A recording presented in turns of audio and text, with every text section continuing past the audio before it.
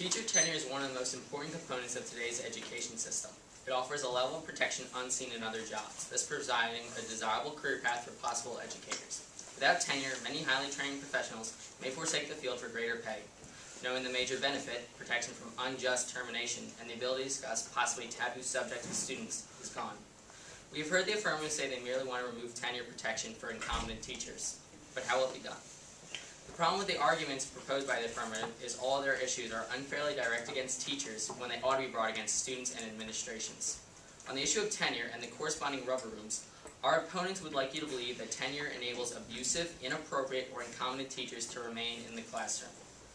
The purpose of rubber rooms is to ensure teachers have somewhere to go while charges accusing them of misconduct are brought to court. The key word is accused, since all accused are innocent until proven guilty. And to suggest that rubber rooms are an example of incompetent teachers being allowed to stay in the system is preposterous. Most teachers don't even want rubber rooms. Do you think hopeful teachers spend years of their lives attempting to become a teacher just to spend the rest of it in a bland room doing nothing for 8 hours a day? Knowing the reason they're there is because possibly false misconduct allegations were brought against them.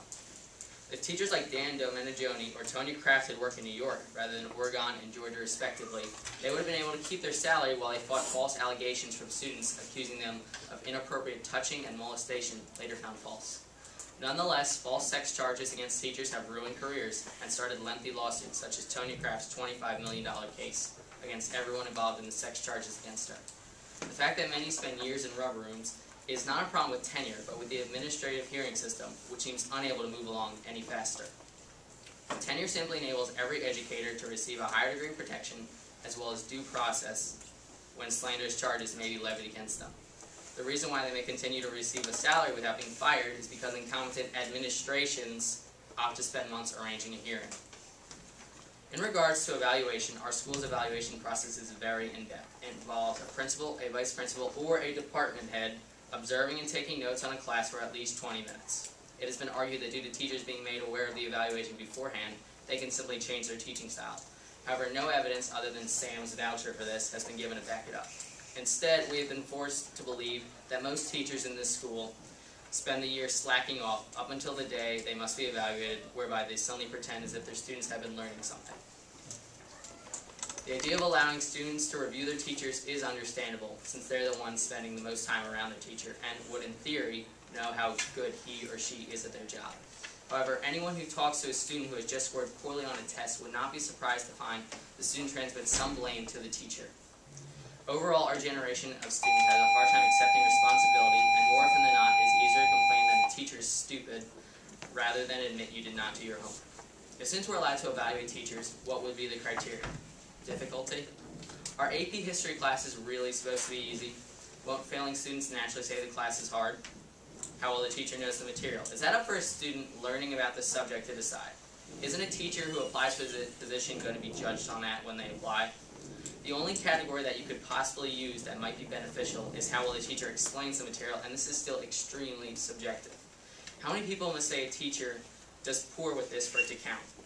You state that teachers receiving lower scores as a median are in trouble. How many low ratings must a teacher receive?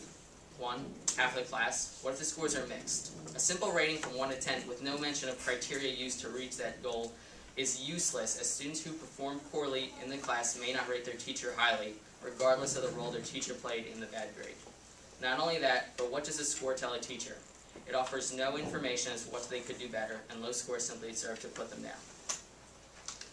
According to the affirmative, 6.2 million students dropped out of high school, and 6.2 million students weren't getting the education they deserved.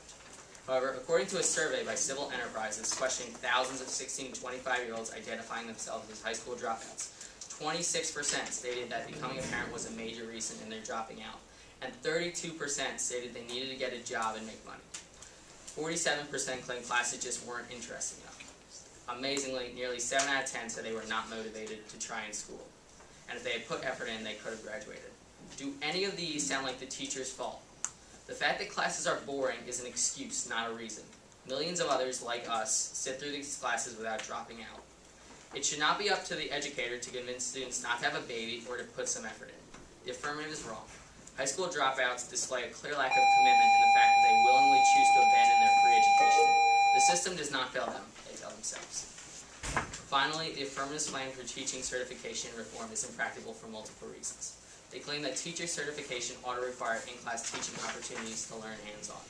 However, what schools have volunteered to allow this to happen so far? To say incompetent teachers are the cause of lower grades, yet rookie teachers should be educating students in the neediest classrooms is ridiculous. For how long will they receive this in-class training? The affirmative has not addressed many of these issues. The affirmative has not displayed any evidence that teachers are at fault for a failing education system. All their problems can be addressed to unwilling students, administrations, and unions. Thank you. Vote negative.